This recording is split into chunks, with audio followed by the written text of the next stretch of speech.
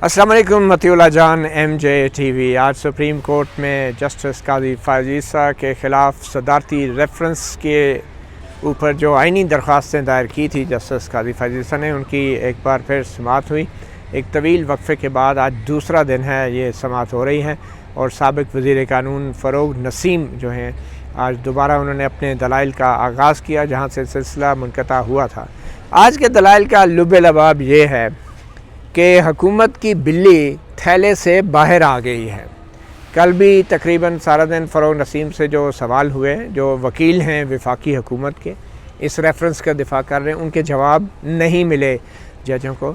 और आज भी सुप्रीम कोर्ट के जजों ने मज़ीद सवाल छोड़े हैं साबिक़ वज़ीर क़ानून के लिए और कहा है कि कल इनके जवाब दे दें और कोशिश करें कि कल फालतू टाइम लेके अपने दलाइल बस ख़त्म कर दें।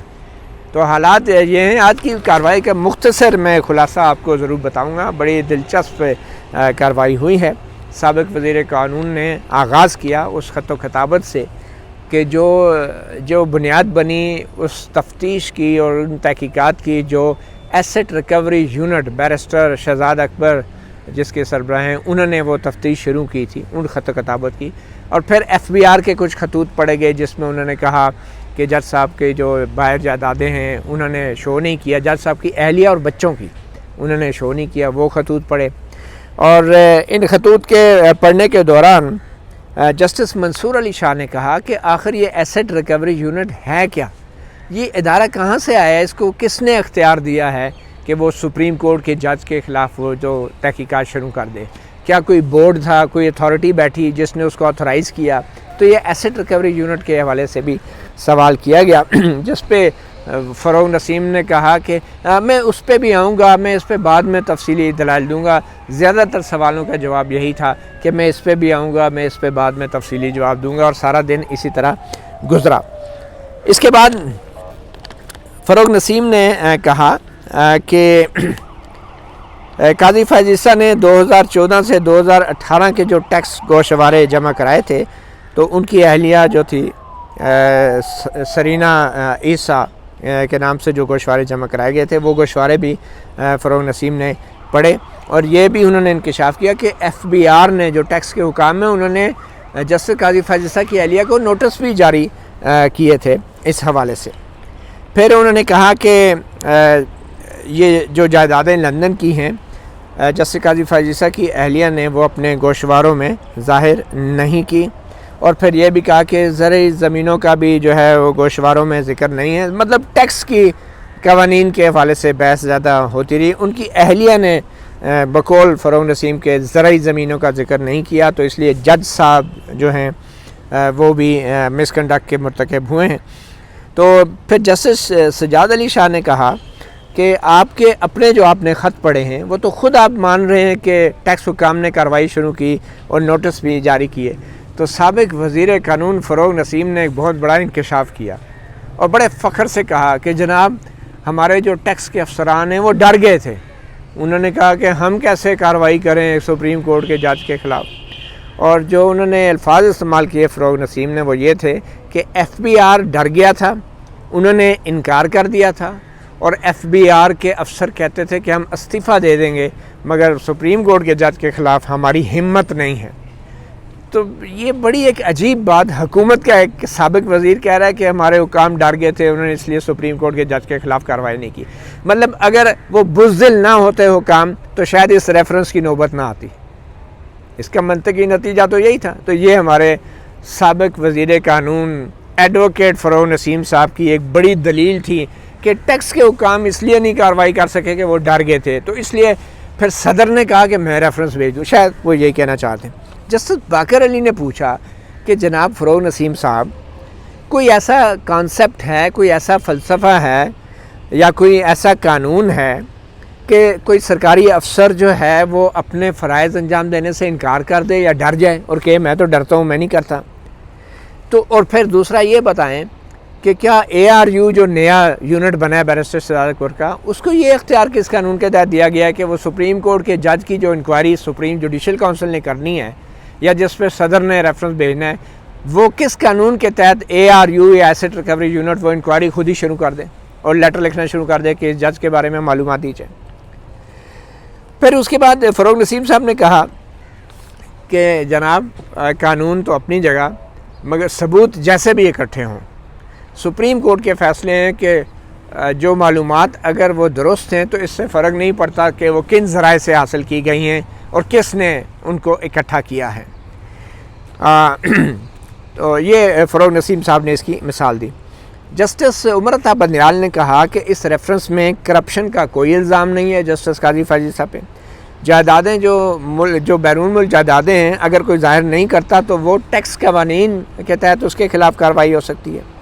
فروغ نسیم صاحب آپ یہ بتائیں کہ جج نے اپنے اگر اثاثے ظاہر نہیں کیے، جج کی اہلیہ یا اس کے بچوں کے اثاثے جج نے ظاہر نہیں کیے، تو یہ ٹیکس کی کارروائی ہونی چاہیے یا سپریم جوڈیشل کونسل جو ہے وہ اس پہ کارروائی کرنی چاہیے.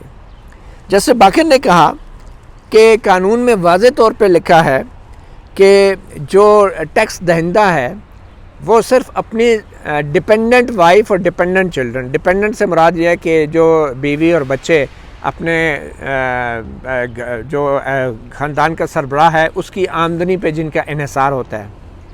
تو کیا جسٹس قاضی فائز عیسیٰ کی اہلیہ اور بچے اپنے مالی معاملات میں مکمل طور پہ جسٹس قاضی فائز عیسیٰ پہ ڈپینڈنٹ تھے؟ تو جسٹس باقر نے کہا یہ سب کچھ بظاہر بہت قبل از وقت لگتا ہے کیونکہ FBR نے بھی کوئی کارروائی نہیں کی، ڈر گئے تھے، اور یہ لگتا ہے کہ شارٹ سرکٹ کر دیا گیا ہے سارا معاملہ. ریفرنس دائر کر کے یہ سارا معاملہ شارٹ سرکٹ کر دیا گیا ہے. پھر فروغ نسیم صاحب نے وہ خط پڑھا، ایک FIA کا خط بھی پڑھا. اس میں انہوں نے کہا دیکھیں جی وہ جسٹس قاضی فائز عیسیٰ کی جو اہلیہ ہیں وہ دوہری شہریت رکھتی ہیں اور ان کا ایک پاکستانی شناختی کارڈ بھی بنا ہوا ہے جس کا کوئی سفری ریکارڈ نہیں تھا، پاکستانی شناختی کارڈ، اور اس میں نام بھی ان کا ڈیفرنٹ ہے. آبویسلی اب ریفرنس سے ہٹ کے وہ دوسرے معاملات بھی بیچ میں لا رہے تھے اور دو مختلف نام بھی استعمال کیے گئے. کوئی اپنے سفر کے لیے ایک ڈیفرنٹ نام سے پاسپورٹ بنایا گیا ہے اور وہ اسپینش ان کی شہریت ہے، وہ اسپینش نیشنلٹی ہے ان کی، اور جس کا قانون اجازت نہیں دیتا، پاکستان کا قانون دوہری شہریت کا قانون اجازت نہیں دیتا. اور وہ نام جو مختلف تھا وہ اس کی نیت یہ تھی مختلف نام کی جج صاحب کی بیوی کی کہ وہ انہوں نے اس نام سے لندن کی جائیدادیں خریدیں جو پاکستانی شناختی کارڈ میں ان کا نام نہیں تھا، وہ یہ ثابت کرنا چاہ رہے تھے. تو پھر جسٹس منصور علی شاہ نے کہا کہ یہ جو ایسٹ ریکوری یونٹ ہے اس کو کب پتہ چلا کہ جسٹس خاتون کا نام سرینا کریرا ہے جو کہ پہلے جس کا نام کسی کو نہیں پتہ چلا تھا. ایسٹ ریکوری یونٹ کو کیسے پتہ چلا؟ اور پھر وہ جو شکایت کنندہ صحافی صاحب ہیں عبدالوحید ڈوگر، ان کو کیسے پتہ چلا کہ یہ ان کی بیوی کا نام ہے؟ کیونکہ وہ نام تو پاکستان میں ظاہر ہی نہیں کیا گیا تھا. تو وحید ڈوگر صاحب کو کس نے بتایا کہ یہ نام ہے اور اس نام سے جو ہے ان کی جائیدادیں ہیں؟ تو فروغ نسیم صاحب نے کہا کہ ہم نے بھی وحید ڈوگر سے پوچھا تھا کہ یار یہ آپ کو کس نے بتایا کہ جج صاحب کی بیوی کی لندن میں جائیدادیں ہیں، آپ کی سورس کیا ہے؟ تو فروغ نسیم صاحب کا کہنا تھا، انہوں نے کہا کہ صحافی نے کہا یہ میری سورس ہے جی، صحافی کبھی اپنی سورس نہیں بتاتا.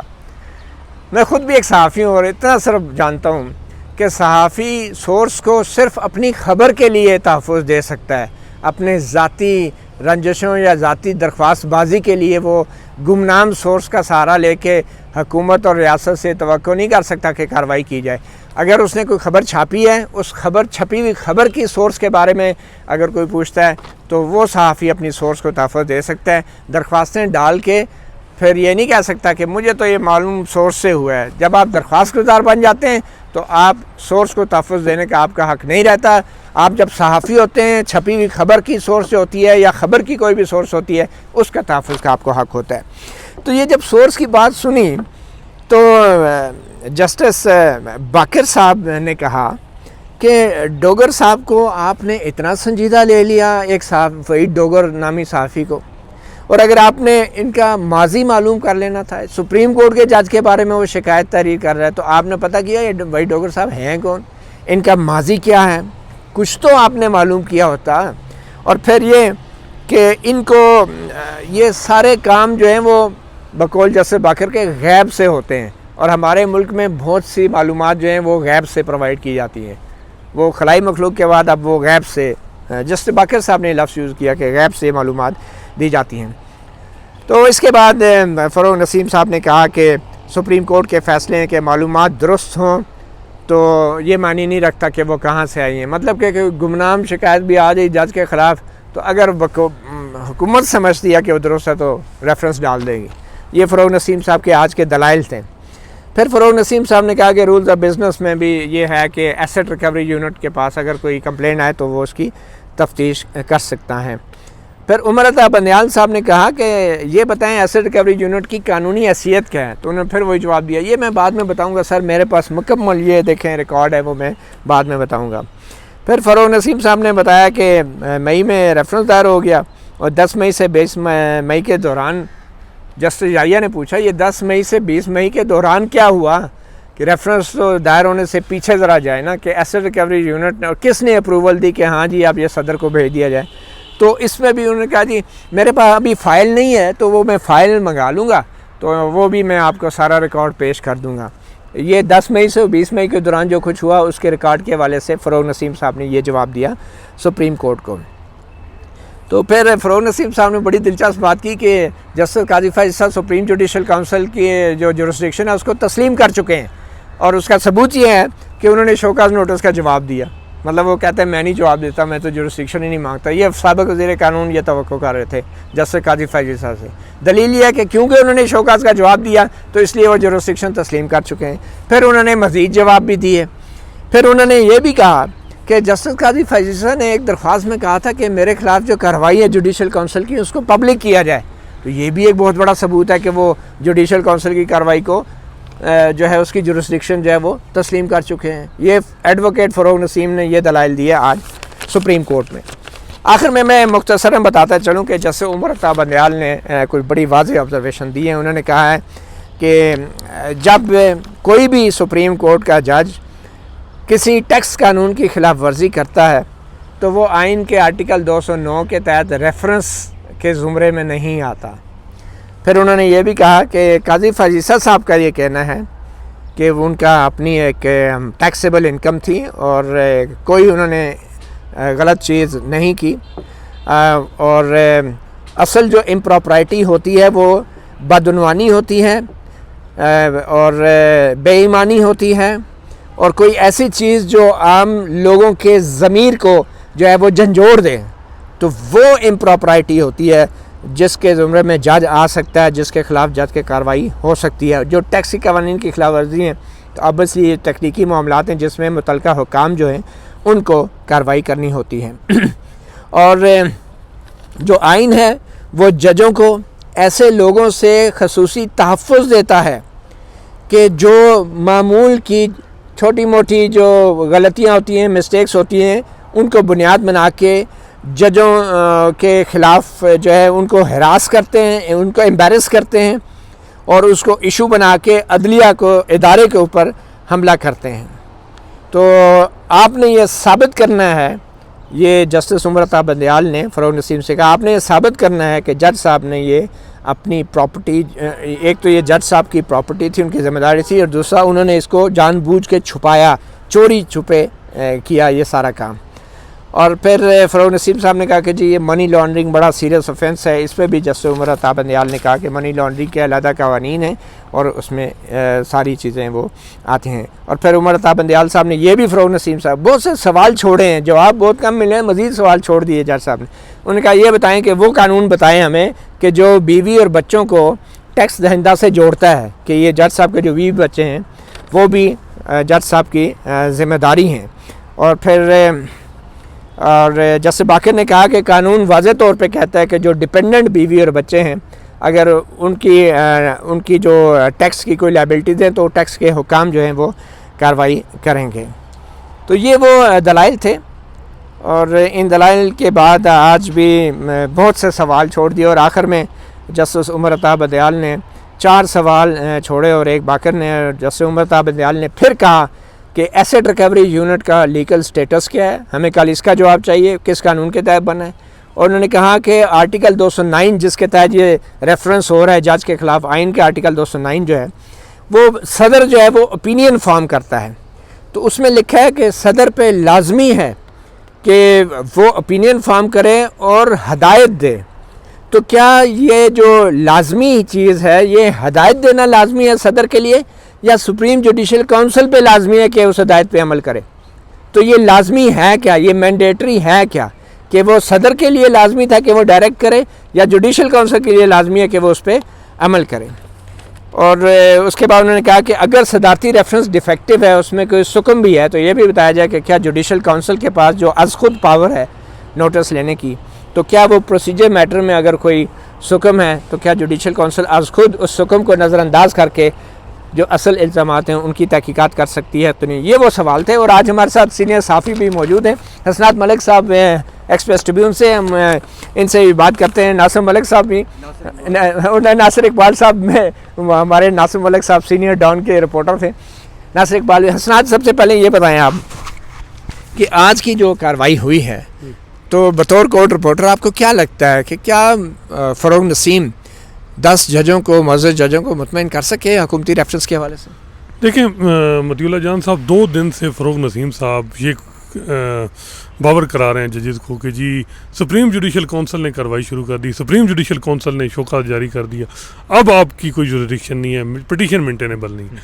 اس سے پہلے جو سوالات جو تقریباً 4 مہینے سے چل رہے ہیں کہ جی یہ ایسٹ ریکوری یونٹ کیا ہے, اس کی لیگل حیثیت کیا ہے, اس نے کس طریقے سے یہ کلیکٹ کیا ایویڈنس, کریڈینشیل کیا ہے کمپلیننٹ کے, اس کا جو سورس اس نے کہاں سے انفارمیشن لی ہے, یا جو سرولنس کا معاملہ ہے, یا جو اس قسم وہ چیزیں جو ہیں اس پہ بات نہیں ہوئی. صرف جو ہے وہ جو سارا ان کا فوکس ہے 2 دن سے, آج انہوں نے کوئی 4-5 پیجز کا کھوسا صاحب کا لکھا ہوا, یہ ایک علیحدہ بات ہے.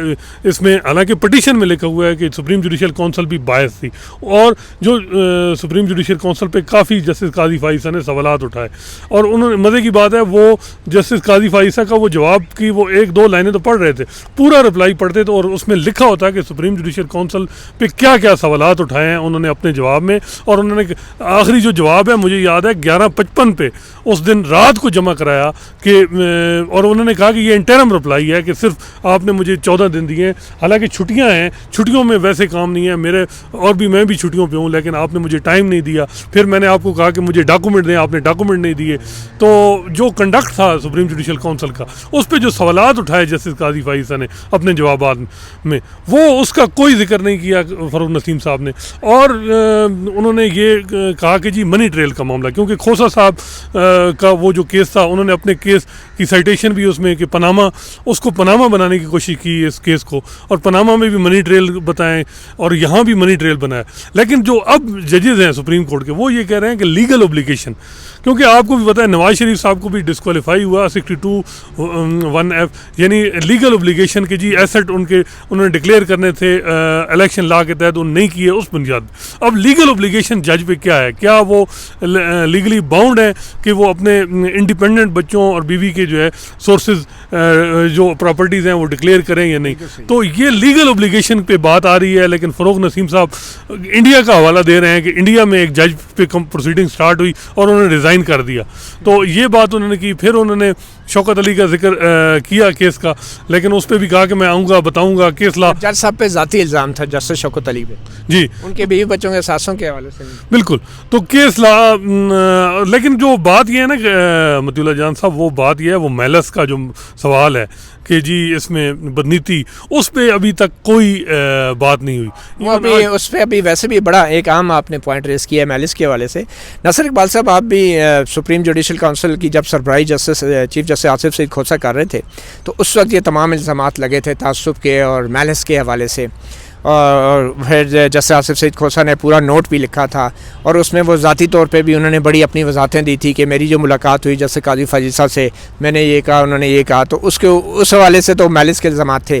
آپ سمجھتے ہیں کہ اب جو نئی سپریم جوڈیشل کونسل بنی ہے جس کی سربراہی چیف جسٹس گلزار کر رہے ہیں, کیا اب بھی وہ میلس کے الزامات جو ہیں فیلڈ میں رہ سکتے ہیں یا انفیکشس ہو گئے ہیں؟ دیکھیں مطیع اللہ صاحب, ابھی تو جو پریزنٹ جو سچویشن ہے وہ تو یہ نا کہ یہ ایک سپریم کورٹ کے سامنے سامنے کانسٹیٹیوشنل پٹیشن سامنے. یہ تو آپ نے جو ہے نا یہ ہائپوتھیٹیکل کوشچن ہے نا, ابھی تو وہ جب ٹیک اپ کرے گی تو اس کے بعد وہ دیکھا جائے گا. لیکن یہ میں بات جوڈیشل کونسل اپنے پچھلے فیصلے واپس لے سکتی ہے؟ جو دیکھیں یہ جو ہے ڈپینڈ کرتا ہے ججز کے, لیکن دیکھیں حالات بالکل چینج ہو گئے ہیں, اور سپریم جوڈیشل کونسل بالکل انڈیپینڈنٹ ایک باڈی ہے, وہ کسی قسم کا بھی آرڈر دے سکتی ہے, وہ انفریکچرز بھی ڈکلیئر کر سکتی ہے, اس کو ریجیکٹ بھی کر سکتی ہے, اور وہ چاہے تو ٹرائل بھی کر سکتی ہے, پروسیڈ بھی کر سکتی ہے. لیکن یہ سارا ڈیپینڈ کرتا ہے کہ یہ کانسٹیٹیوشنل پٹیشن جو بھی سپریم کورٹ میں چل رہی ہے اس کا آؤٹ کم کیا آتا ہے. تو بظاہر جو آج کی پروسیڈنگز ہیں اس سے تو یہی لگ رہا ہے کہ ججز کا جو مائنڈ ہے وہ ابھی تک چینج نہیں ہوا. وہ دیکھیں نا, آپ نے بھی ایک آبزرویشن ابھی سنائی, وہ جسٹس عمر عطا بندیال صاحب نے بھی کہا کہ دیکھیں یہ جو آپ جو کچھ باتیں کر رہے ہیں یہ تو ٹیکس میٹر ہے نا, تو ٹیکس میٹر اور کوڈ آف کنڈکٹ کا کوئی خاص تعلق نہیں ہے. انلیس اینڈ انٹل آپ ہمیں یہ بتائیں کہ کہ انہوں نے ان کے کنڈکٹ ایسا تھا جس سے کوڈ آف کنڈکٹ کا کوئی وائلیشن ہوئی ہے, تو یا انہوں نے کوئی کرپشن کی, یا ان کی پبلک ڈیلنگ میں گڑبڑ تھی, لوگوں کا جو رویہ ہے, مطلب لوگوں جو کانشنس ہے وہ شیٹر ہوا ہے, پھر تو بات ٹھیک ہے. لیکن جب یہ باتیں نہیں ہیں تو پھر جو جسٹس آج جسٹس منصور علی شاہ صاحب نے, یعنی سوری جسٹس منصور علی شاہ صاحب, ہاں, انہوں نے جو آج سم اپ کیا, انہوں نے کہا کہ آپ ہمیں یہ بھی بتائیں کہ ARU نے کتنی پبلک کمپلینٹس پہ پبلک ہولڈر کے خلاف ایکشن لیا ہے, یہ کتنے دوسرے لوگوں کے خلاف اسی طرح کیس بنائے, ریفرنس بنائے, نیب میں بھیجے, ARU وہ سوال بھی کر دیا گیا آج. یہ جسٹس یاہیا نے کیا, بالکل یاہیا صاحب, جسٹس یاہیا افریدی صاحب نے. اور مطیع اللہ صاحب آپ کا بھی میں سن رہا تھا, آپ نے ایک بات کی تھی نا کہ جو جرنلسٹ ہے وہ کمپلینٹ جب دیتا ہے تو پھر وہ سورس والی, میں دیکھیں مطیع اللہ صاحب نے کتنی عرصے سے, آپ بھی جرنلسٹ ہیں, میں بھی ہوں, حسنات صاحب بھی ہیں, ہم پرائڈ لیتے ہیں اپنی سٹوریز پہ جیسی بھی ہے. دیکھیں جب ہماری کوئی سٹوری چھپتی ہے غلطیاں بھی ہو جاتی ہیں, ہم اس میں we are obliged to protect our source, لیکن ہم نے کبھی کسی کے خلاف کمپلینٹ نہیں فائل کی, درخواستیں نہیں دیتے اور پھر کہتے ہیں ہم صافی ہیں. ہاں مطلب صحیح بات ہے, خدائی خدمت pro bono publico, we are not pro bono publico, ہم اپنی we speak through our judgments, reports, stories. Justice آپ نے دیکھا کہ مقبول باقر صاحب نے ایک بڑا پرٹیننٹ کوشچن اٹھایا تھا, انہوں نے کہا کہ آپ نے ان کی کمپلینٹ کو اتنا سیریسلی آپ نے یہ تک نہیں, ان کی کریڈنشیل چیک نہیں کیا, آپ نے یہ نہیں دیکھا کہ کس میڈیا ہاؤس میں کام کرتے ہیں, کتنی سٹوریز چھپ چکی ہیں, کون سی رپورٹس ہیں, ان کا بیک گراؤنڈ کیا ہے. ان کو تو اسپیلنگ نہیں آتی تھی جسٹس عیسیٰ کی, بالکل, تو پھر انہوں نے ان کے پاس ایگزیکٹ ایکوریٹ انفارمیشن کیسے آ گئی. دیکھیں آپ ویب سائٹ میں اگر آپ غیبی ذرائع, ہاں نہیں باقر نہیں کہا, دیکھیں ویب سائٹ میں آپ جب پنچ کریں گے نا تو جب تک آپ ایگزیکٹ انفارمیشن نہیں سیکھ کریں گے آپ کو ایگزیکٹ انفارمیشن نہیں ملے گی. تو یہ کہاں سے آئی؟ ہاں تو یہ بڑی ایک بہرحال سوچنے والی باتیں ہیں, اور اس سے یہ محسوس ہوتا ہے کہ جو پرسیپشن ہے. جسٹس مقبول باقر نے ایک اور بھی ایک بڑی خطرناک بات کی ہے, انہوں نے کہا کہ چین آف ایونٹس ایسے ہوئے جس کی وجہ سے یہ پرسیپشن ہے کہ یہ ریفرنس بنا, جیسے ایک ججمنٹ آئی, پھر اس کے خلاف ایک ریویو پٹیشن آئی جس میں یہ سیکھ کی گئی کہ جو جج صاحب ہیں ان کو ہٹایا جائے. تو مطلب یہ سوچنے والی باتیں ہیں, اور ان ساروں کے جواب ابھی تک سابق وزیر قانون نہیں دے پائے. جو فروغ نسیم صاحب ہیں وہ ابھی تک جو وہ ان کا یہ کہنا ہے کہ میں جب تک یہ نیریشن آف فیکٹس جب تک نہ بیان کر لوں میں اپنے پوائنٹ پہ نہیں آؤں گا.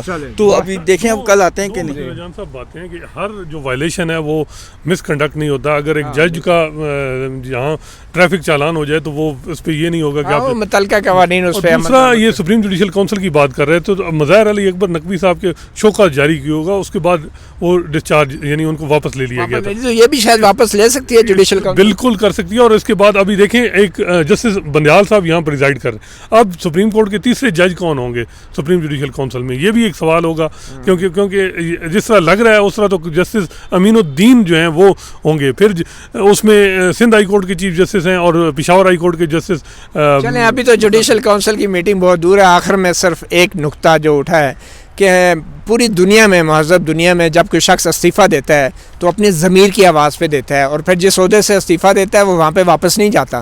کسی اصول کی خلاف ورزی, کوئی انسانی حقوق کی خلاف ورزی جس سے آپ کا ضمیر آپ کو جھنجھوڑتا ہے, یہاں پہ استعفیٰ دینے کا ایک نیا معیار مقرر ہو گیا ہے. یا تو جی آرمی چیف کا وکیل بننا ہے ہم نے, تو وہ کیونکہ میں وزیر ہوں تو وکیل بننے کے لیے جو ہے میں استعفیٰ دے رہا ہوں اور 2 دن بعد جب فیصلہ آ جائے تو دوبارہ وزیر بن جائے. تو ہمارے ہاں استعفوں کا معیار بھی گر گیا ہے, اصولوں کا معیار بھی گر گیا ہے, اور جس عہدوں سے استعفیٰ دیا جاتا ہے ان عہدوں کی اتنی بے توقیری ہو رہی ہے کہ ایک وکالت کی اجازت نامہ لینے کے لیے آپ اپنے اتنے بڑے عہدوں کو جو وزارت قانون ہے, وزیر قانون ہے, اس سے استعفیٰ دیتے ہیں, اور اس کو جس کو کہتے ہیں نا ماسی ویڑا بنایا ہوا ہے, ایک دن استعفیٰ دیتے ہیں اور 2 دن کی کارروائی کے بعد دوبارہ وزیر بن جاتے ہیں. کوئی ضمیر کا معاملہ نہیں ہے, کوئی اصول کا معاملہ نہیں ہے. مطیع اللہ جان MJ TV سے اتنا ہی. کل آپ کو دوبارہ اپڈیٹ دیں گے. اللہ حافظ.